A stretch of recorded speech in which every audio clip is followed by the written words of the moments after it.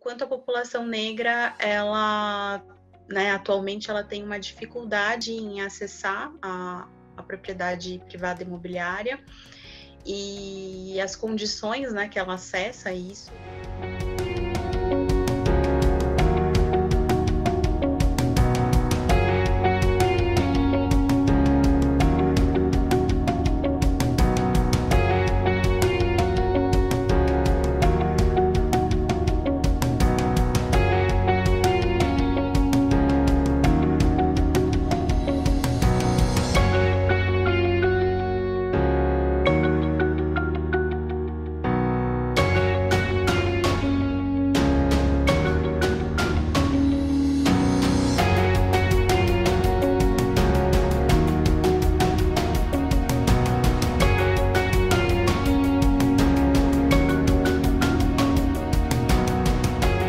Boa noite a todas as pessoas que nos assistem. Eu sou Juliana Souza e esse é mais um Diálogos Antirracistas.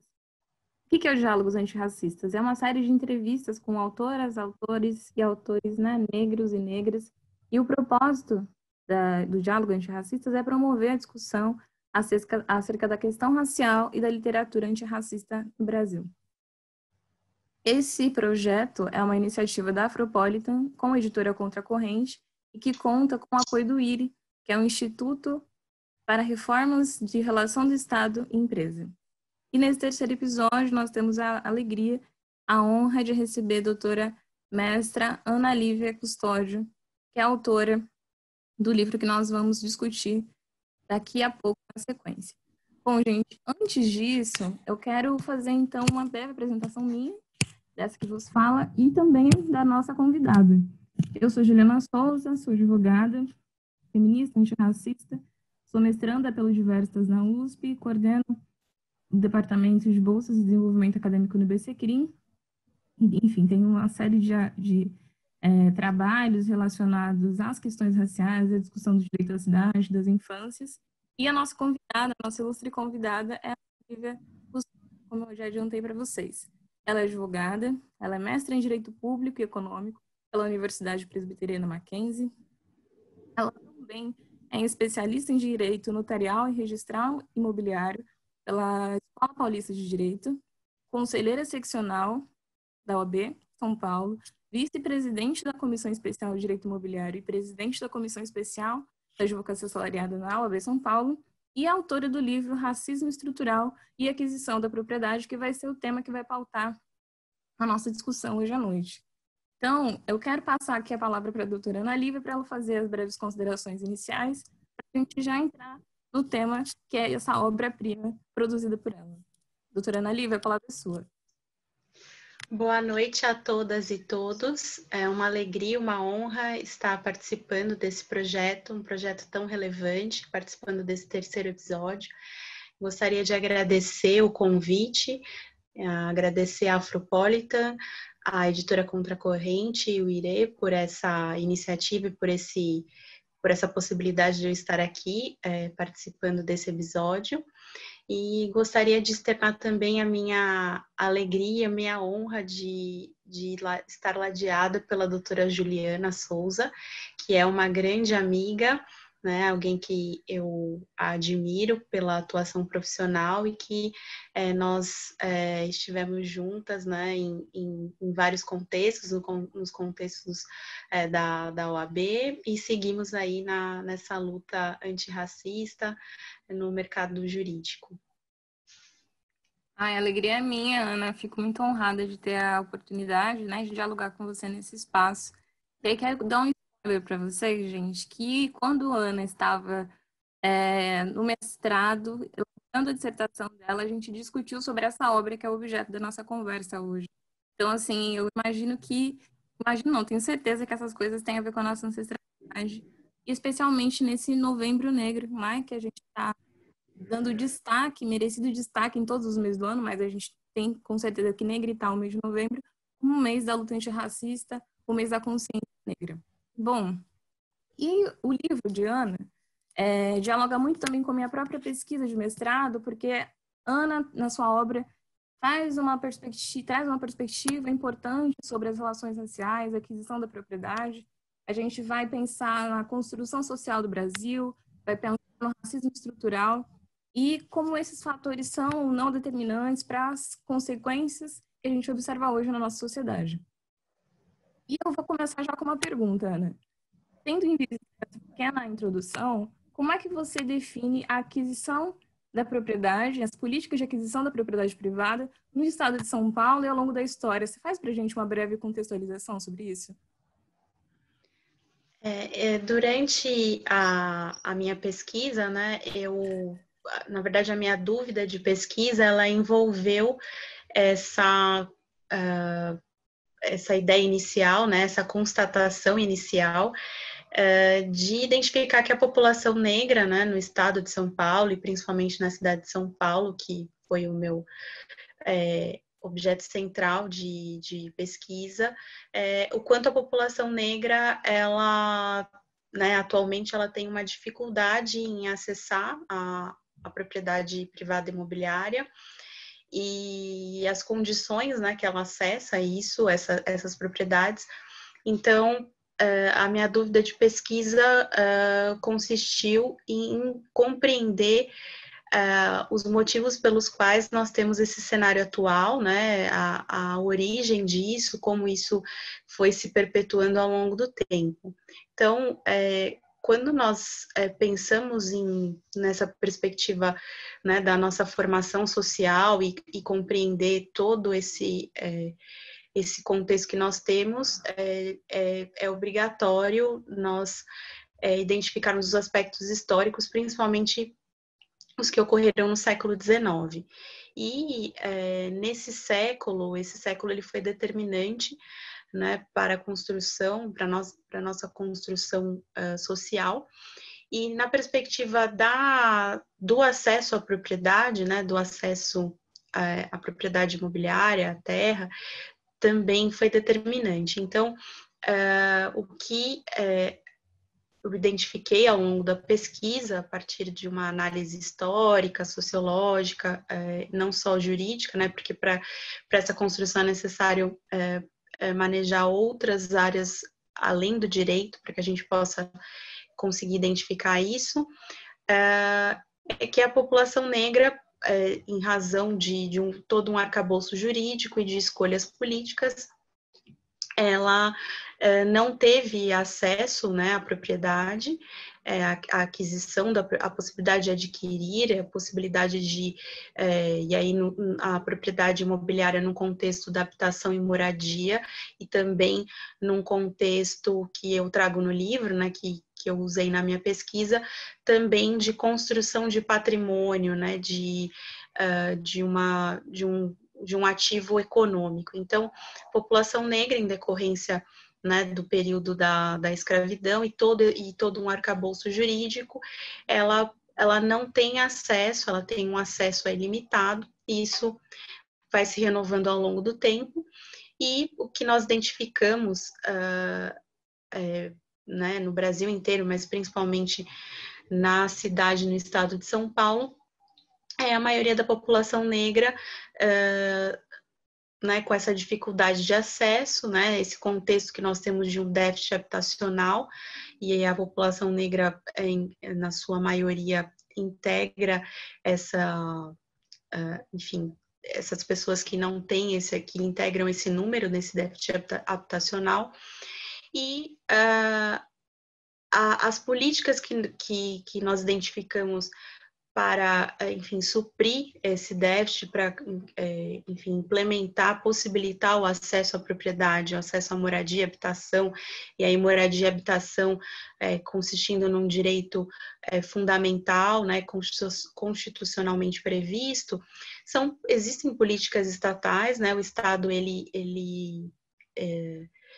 ele exerce aí, né, a partir de políticas públicas, projetos habitacionais direcionados a suprir esse déficit, contudo, são políticas que não conseguem suprir, né, e também tem aí vários aspectos de não conseguir atender todos os aspectos que são necessários. Então, E aí compreendendo o direito à propriedade imobiliária, o direito à propriedade como algo que integra o direito à cidade, mas o direito à cidade como algo mais amplo, né?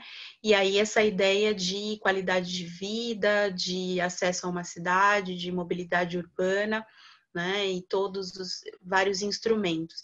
Então, que nós temos esse contexto que existe uma política habitacional, né? No âmbito estadual, municipal, federal, contudo não consegue atender a demanda e tem uma série de aspectos que precisam ser, enfim, melhorados, adequados, né? E esse é o contexto atual que nós temos e temos aí essa perspectiva de movimentos sociais aí se contrapondo a essa realidade que, em decorrência desses aspectos né, históricos do século XIX, que se perpetuaram ao longo do tempo, essa grande concentração, né, de terra, de propriedade imobiliária e, por consequência, também concentração de renda. Então, esse é o cenário que nós temos, um cenário nacional, né, obviamente com as suas peculiaridades, mas é algo que se mostra recorrente no país inteiro. Perfeito, Ana. E dialogando, né, com essas suas primeiras, essas suas iniciais colocações, é importante a gente pensar, né, no 13 de maio de 1888, né, o dia da abolição inconclusa, né? A gente tem 132 anos de abolição inconclusa. O tráfico transatlântico de pessoas negras começa no Brasil em 1532, mais de 300 anos de escravização oficial e temos agora a não oficial. E nós sabemos que, de fato, são escolhas políticas. Então, hoje que a gente observa foram esses processos de expulsão das pessoas negras das centralidades da cidade, né? Vêm aos centros só para prestar serviços, né? Então, para trabalhar nos lugares considerados centralidades e moram nas franjas, não moram nas periferias. E aí, essa ausência de pessoas negras está dada de maneira física, mas também de maneira simbólica. A partir do momento que a gente tem o epistemicídio da nossa história e também, né, contemporâneo, tendo em vista que a gente não está representado nesses lugares, né? A gente sempre, muitas vezes, se sente um estranho no ninho ali, né? Tem alguma coisa errada, e a gente geralmente é exceção nesses espaços que são considerados as centralidades. Mas, Ana, me diga uma coisa, como é que você entende a relação da aquisição da propriedade privada com o desenvolvimento social? Você acha que tem um interesse estatal, isso é proposital, nessa limitação do acesso à propriedade, à terra especialmente, né, para a população negra, agregando aí um dado, né, da nossa lei de terras de 1850, que, né, não por acaso surge ali pouco antes do processo de abolição? Como é que você observa isso? De fato, acho que a gente tem que partir do pressuposto de compreender a propriedade privada e a terra, a propriedade imobiliária, como, né, um poder, né, como um ativo econômico, um poder. Então, toda a legislação, e principalmente nesse contexto que você trouxe, Juliana, em relação à lei de terras, todo esse contexto ele envolve a concentração de poder, a manutenção de privilégios. Então, o que nós identificamos, né? Falando nesse contexto do pós-abolição, essa ideia e, na verdade, essa constatação que a população negra, ela não... Nós tivemos aí uma ausência, né, de uma integração socioeconômica e de uma integração racial também. Então, nesse contexto de uma integração socioeconômica, nós colocamos essa ideia de inserir a população negra nesse contexto do trabalho livre, do trabalho assalariado, e também de ter acesso, né, nesse contexto de uma sociedade que produz, né, e aí a gente pode falar, né, da venda da sua força de trabalho, né, da sua produção, o quanto isso está atrelado, quanto isso, né, o resultado disso vai impactar na sua possibilidade de, enfim, de consumir, de ter acesso a um imóvel, a uma propriedade. Então, eu entendo que há uma relação entre desenvolvimento social, desenvolvimento enfim, da população negra, e no caso do sujeito em geral, a partir do momento que ele tem acesso a vários direitos, dentre eles o direito à propriedade e à aquisição da propriedade. Então, eu acho que existe sim uma ligação, e como eu disse, aí compreendendo essa ideia de acesso à propriedade, de concentração e de poder, né? E aí, especificamente em relação à legislação de 1850, como você bem colocou, a Lei de Terras, realmente, quando a gente fala que existia um arcabouço jurídico e escolhas políticas, nós estamos falando exatamente de uma legislação que né, na qual houve o surgimento da propriedade privada, ou seja, as aquisições a partir daquele marco regulatório apenas poderiam ocorrer pela compra e venda, né, a transferência da propriedade, que no momento anterior não era dessa forma, né, então nós tínhamos um estímulo muito a posses irregulares, havia concessões pela coroa e pelo império, e a partir de 1850 isso muda. E isso não muda por acaso, né, em 1850, porque passa a se atribuir valor à terra, valor à propriedade, né, a partir do momento que o tráfico negreiro passa a ser algo de fato proibido, né? Então, há uma transferência do excedente de capital que vinha do tráfico negreiro, que era algo muito rentável, e isso é transferido para as propriedades, né? Concentrando ali o poder, né? E, obviamente, impedindo, limitando o acesso à propriedade, né? À terra, em relação à população negra, obviamente, que se encontrava escravizada, e outros setores da sociedade. Então, com essa ideia da abolição estar próxima, e para que não houvesse um prejuízo daqueles que detinham o controle dessa produção, né, do que se explorava à época, o café, enfim, se teve aí esse marco regulatório, né?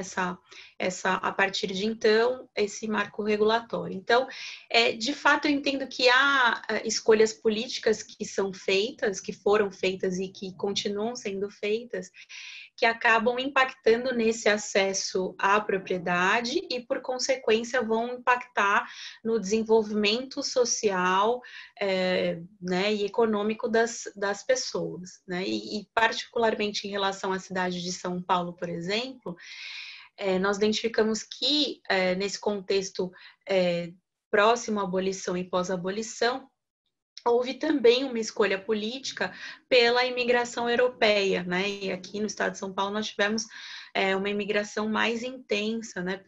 Não só de italianos, outras vindos de outros locais da Europa, mas que isso também impactou a população negra, né? O acesso da população negra a essa integração socioeconômica.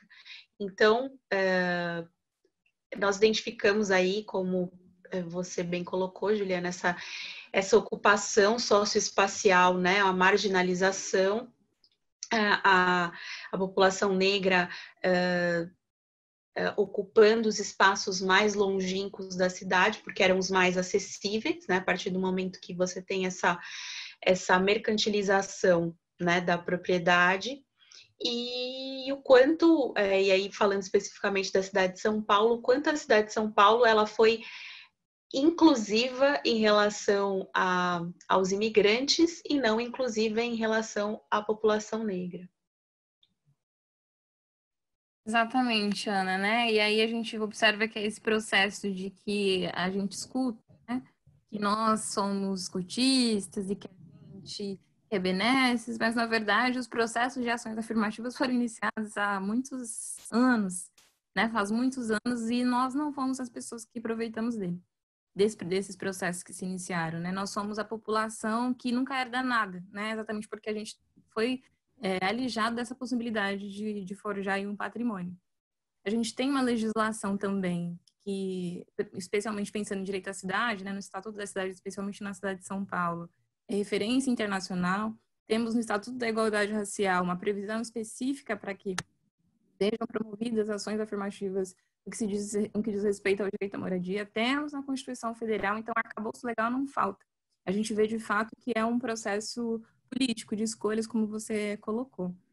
E me conta também uma outra coisa, pensando nesses reflexos, né, como é que está distribuída a cidade, como é que está constituída a cidade, quais são esses reflexos dessas políticas que a gente está comentando aqui, na ocupação socioespacial, especialmente aqui na cidade de São Paulo, no estado de São Paulo, e como você imagina, como é que você observa que isso se reflete na nossa política socioeconômica para a população negra, né, tendo em vista esses elementos que a gente já trouxe, já teceu até aqui. Esse aspecto, né, de compreender e entender a estrutura da cidade, realmente ele passa por compreender a história da cidade, como ela se formou. Então, especificamente a cidade de São Paulo, ela teve essa formação, né, e na verdade, a formação que ela tem hoje, essa composição que ela tem hoje, a partir desse fenômeno que a gente já colocou aqui, né? Que num contexto ainda da escravidão, a população negra ela ocupava os espaços centrais, até por conta, né, das atividades que exercia. Então nós temos aí a figura, por exemplo, dos escravos de ganho. Então, né, os escravos eles tinham uma locomoção ali no centro, né? Temos o contexto já em um contexto de moradias coletivas e com o passar do tempo, obviamente, e aí acho que é importante a gente colocar, e foi algo que eu entrei em contato durante a minha pesquisa, é o quanto o Brasil ele sempre, né, quis se espelhar naquele contexto, né, da estética europeia. Então, o contexto da arquitetura, né, e o quanto isso era contraditório, porque nós não tínhamos estrutura aqui, né, para abarcar isso. O nosso clima era totalmente diferente, então ficava algo, né, que eu identifiquei em um dos textos que eu tive acesso, fica algo fora do lugar, algo que, né, uma arquitetura que não se comunicava com a realidade do país, né? Então, sempre, né, nesse contexto, nessa ideia, moradias, né, vinculadas à população negra, não fazia sentido que elas permanecessem em lugares centrais, em lugares com desenvolvimento, que representavam ali um desenvolvimento econômico, né? E aí muitas pessoas falam, nossa, mas vocês acabam falando muito do século XIX, é que muita coisa é fundada e aconteceu no século XIX, né? Então, é a partir disso que a gente acaba identificando esse movimento, né, da população negra indo para lugares mais periféricos e né, que até então não, enfim, ocupados, e essa ideia de atrelar, e aí falando das teorias raciais, do racismo científico, essa ideia de tudo que era atrelado à população negra, né, existia aí uma hierarquização entre as raças. Então, por isso que também essa ideia né, desse padrão europeu até na arquitetura. Então, como ter uma arquitetura típica, né, da população negra, atrelado à origem africana, que era tida como um dos fatores de atraso do país, como, naquele contexto do século XIX, como ter isso num lugar com desenvolvimento econômico, né, com essa ideia de urbanização crescente, principalmente aqui na cidade de São Paulo. Então, de fato, nós temos esse contexto que vai se prolongando ao longo do tempo, ele se renova, e aí nós temos várias fases. Então, nós temos as fases de ocupação, em regra, pela maioria da população negra, das marginais, né? E aí também tem um convívio com alguns imigrantes, aí próximo a algumas indústrias. Daí nós temos o contexto das moradias coletivas, como eu coloquei, mas dos cortiços. Depois tem um segundo momento que envolve a construção própria, então a população negra construindo, né, fazendo as suas próprias construções. E depois partindo para um contexto já do Estado incidindo, então projetos habitacionais, né? Aí nós temos o contexto do banco, né, Banco Nacional de Habitação, e aí esse contexto vai, né, cada governo adotando a sua política habitacional.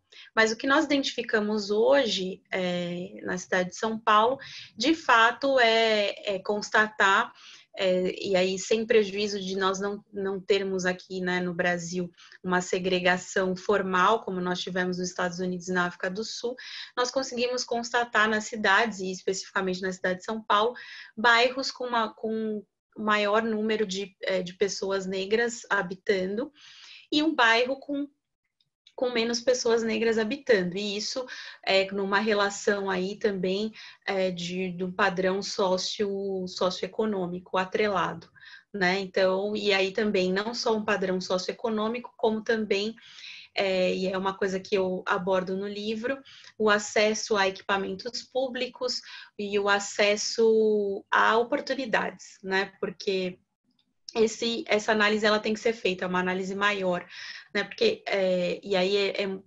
conversa muito com o direito à cidade, né? Porque a ocupação, né? A ocupação do espaço urbano não é simplesmente a moradia, mas também o acesso a oportunidades, as relações sociais que são estabelecidas entre as pessoas, né? Como eu me movimento na cidade, se eu estou mais suscetível à violência ou não, dependendo do local onde eu moro, onde eu frequento. Então, se identifica na cidade de São Paulo essa segregação, né? Esse contexto periférico, um contexto também marcado por moradias irregulares, né? E aí isso é um contexto que acaba abarcando o Brasil inteiro e não só a população negra, mas nós temos um contexto de muitas irregularidades, né? No aspecto formal da propriedade, né? O Brasil ele tem muitos, até por essa origem de concentrar, né, a propriedade e a construção de uma legislação que as pessoas não conseguem cumprir, e elas vão fazendo o que dá, e você tem muitas irregularidades. Quero aqui fazer uma defesa dos arquitetos urbanistas, as pessoas que pensam em direito de cidade, né? Sabemos que foi super importante o movimento de reforma urbana, né, no meados da década de 90, só que, infelizmente, é isso que a Ana disse, né? Os instrumentos urbanistas, né, a luta pelo direito à cidade, e, obviamente, inserida nesse contexto, o direito à moradia, pensando em moradia digna, que não é só um teto e 4 paredes, mas arruamento, equipamentos públicos, né, equipamentos de esporte, de lazer, né, de cultura, que a gente pensa a cidade dessa maneira completa e complexa, como a cidade é, e as pessoas que nela habitam. A gente sabe que, infelizmente, a realidade que a gente observa, quando só a gente olhar, né, na nossa janela, nos nossos bairros, onde é que estão as pessoas, fazendo o que nesses espaços, né? E, Ana, uma outra coisa que eu também queria te perguntar é sobre esse processo político mesmo, né? A gente está passando aí por um período de ascensão de forças... como é que eu posso nomear? Forças, assim... Peraí que eu vou reformular essa pergunta, para não falar besteira. Bom, Ana, queria fazer uma pergunta. A gente está passando aí por um processo de ascensão de forças conservadoras e o Brasil, infelizmente, não está, né, apartado disso, né, nesse contexto mundial, sendo esse país de grande importância nas Américas, na América do Sul, na América Latina como um todo. E nesse processo, né, de político atual que a gente vive no Brasil e no mundo, né, como é que você observa esse processo de aquisição da propriedade? Você observa que houve um avanço, retrocesso? Pensar nos programas como, por exemplo, Minha Casa Minha Vida, que tem uma entrega interessante no que se refere à quantidade de unidades habitacionais, mas se a gente for olhar em que lugares essas moradias foram concedidas, a gente vai observar que, de fato, a gente não está pensando de maneira completa no direito à cidade, porque foram muitas vezes dadas em lugares distantes, não servidos por todos esses equipamentos públicos que a gente está comentando, que as pessoas têm um tempo de vida muito perdido nesse deslocamento, né? Muito tempo para ir, muito tempo para voltar, não servidos pelo transporte público, não estão com sérios problemas de mobilidade. A gente tem aí agora o programa Casa Amarela, Casa Verde Amarela, e queria entender como é que você observa esse programa. Muitas pessoas são críticas desse programa, dizem que, na verdade, corta o que mais de importante havia no Minha Casa Minha Vida, que é atender as faixas mais baixas, né, de renda, que, de fato, conseguiam, por meio do subsídio, acessar efetivamente a moradia, mas, em contrapartida, se diz que há juros mais baixos. Então, como é que você avalia isso nesse processo, tendo em vista que a pandemia coloca, né, para a gente em evidência, né, o que a gente já sabe, mas acho que agora está mais evidente para outras pessoas. Temos um grande problema de déficit habitacional no Brasil, como você já disse, e déficit habitacional não só por falta, né, porque a gente tecnicamente fala que tem falta, né, uma falta de equipamento, falta de moradia, né, então é por essa ausência de moradia, mas também por coabitação, por muitas famílias que moram no mesmo lugar, também porque esses imóveis são inadequados, seja de maneira formal na legislação, mas também de maneira técnica, da forma como isso é constituído. Então, tendo esses elementos em consideração, conta para mim, conta para nós, o que é que você acha disso? De fato, nós vivemos um período de retrocesso, né, de direitos e de conquistas. Então, enfim, uma onda, digamos assim, mais conservadora, que tem um outro direcionamento, né, de escolhas políticas. Então, é algo que deve nos deixar alertas, né, porque, e aí, como profissionais do direito, nós sabemos que há limites, né, para essas escolhas políticas a partir principalmente do que a Constituição Federal estabelece.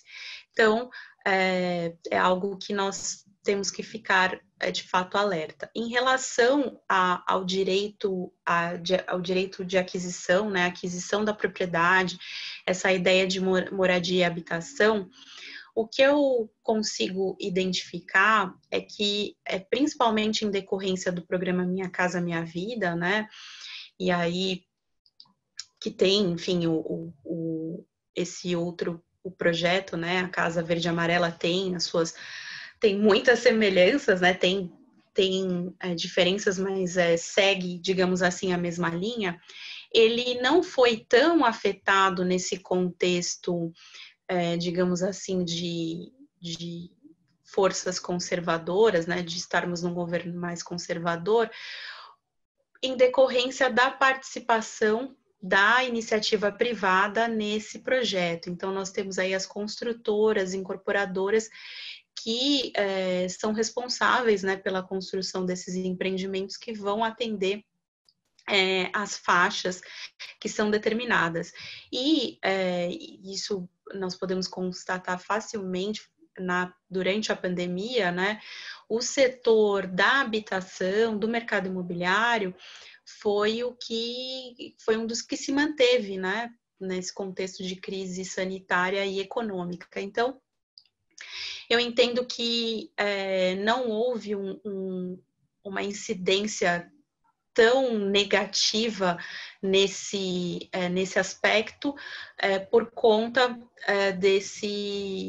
enfim, desse crescimento econômico, das possibilidades econômicas que envolvem o setor da habitação, da construção civil, do mercado imobiliário, né? Porque também acaba gerando muitos empregos. Então, é um setor que se mostrou aquecido, inclusive, durante essa pandemia. Então, eu acho que, como já foi colocado aqui, né, o programa Minha Casa Minha Vida, ele é importante, ele atende muitos dos aspectos, contudo, ele tem falhas que são falhas complicadas nesse aspecto de entender o direito à cidade, principalmente a localização desses empreendimentos estão, né, no contexto da cidade e o quanto essa população acaba sendo impactada por esse distanciamento, né? Então, há um acesso à aquisição, mas não se tem uma efetividade. Então, o que eu vejo é que, de fato, uma das incidências envolve realmente não abarcar, né, uma faixa da população que era a faixa do Minha Casa Minha Vida, que é a faixa 1, né, em relação a renda dessas pessoas, e o programa Casa Verde e Amarela, ele parte de um outro padrão, de uma outra faixa. Então, eu acho que isso é uma restrição preocupante, né? E eu acredito que, até pelo contexto desse governo mais conservador, acho difícil que nós avancemos, né, em relação à discussão que nós já temos, né, desses problemas que esse programa habitacional tem, e também pensemos em outras alternativas, né, como, por exemplo, a locação social, outras possibilidades que nós possamos endereçar e outros instrumentos que nós temos no próprio Estatuto da Cidade, de regularização fundiária, todo esse contexto possibilitando aí a regularizar o que nós já temos e enfim, vencer esse contexto que você colocou, Juliana, né, que ficou muito evidente na pandemia, dessa coabitação, dessas moradias irregulares, dessa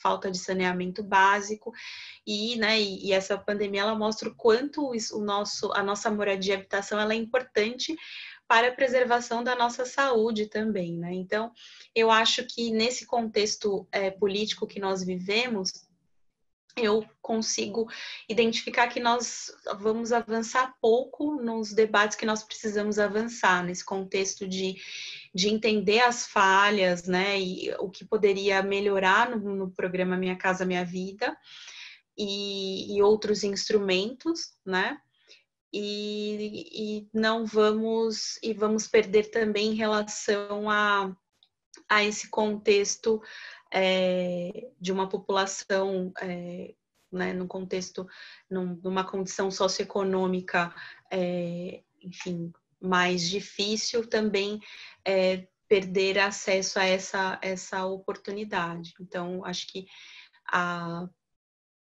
vai continuar, né? Nós vamos ter esse contexto do Minha Casa Minha Vida, dessa atuação das construtoras e incorporadoras. Acho que isso não muda, mas nós não vamos poder avançar no que é necessário avançar.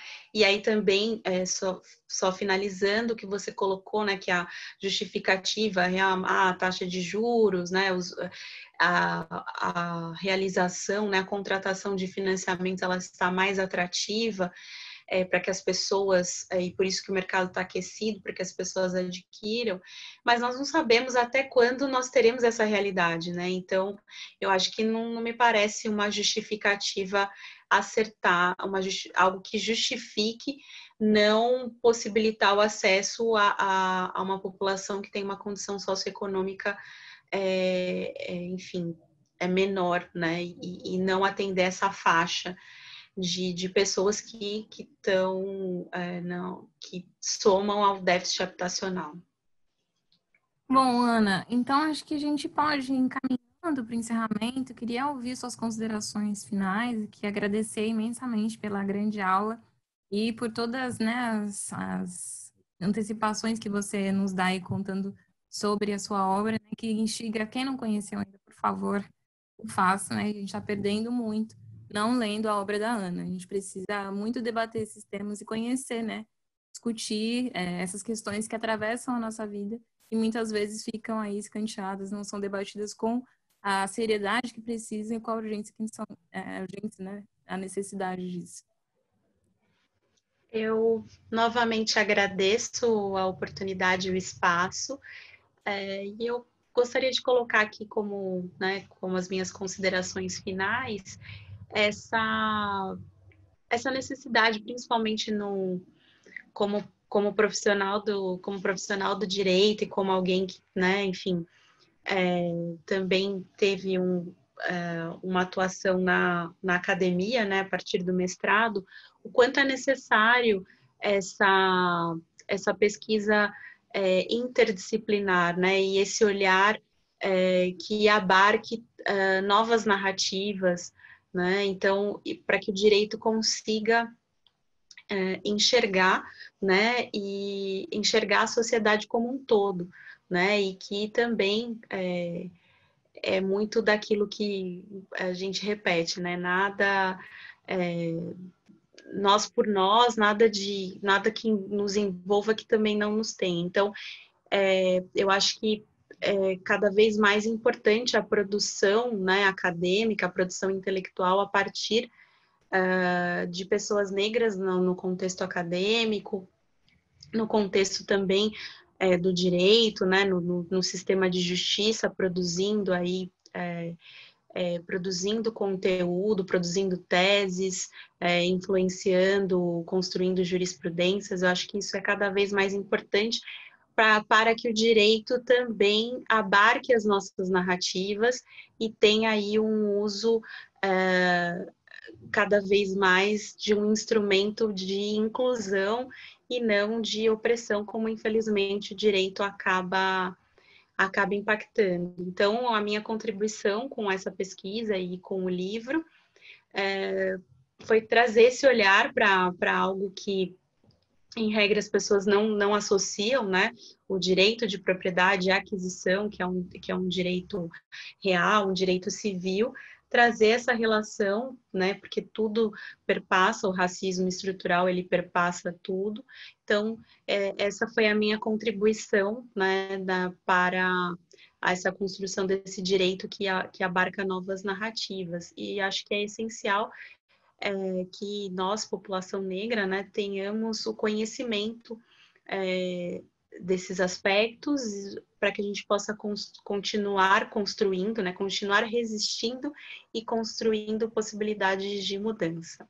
Muito obrigada. Ana, nós que agradecemos.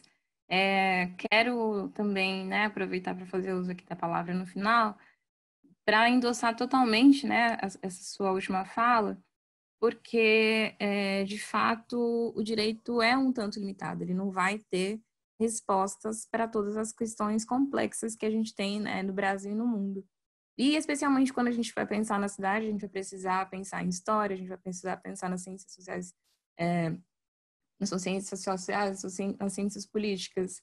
Então, assim, na economia, né? Então, são muitos os aspectos que vão fazer, que vão informar a construção do pensamento sobre a propriedade, sobre o próprio direito, né?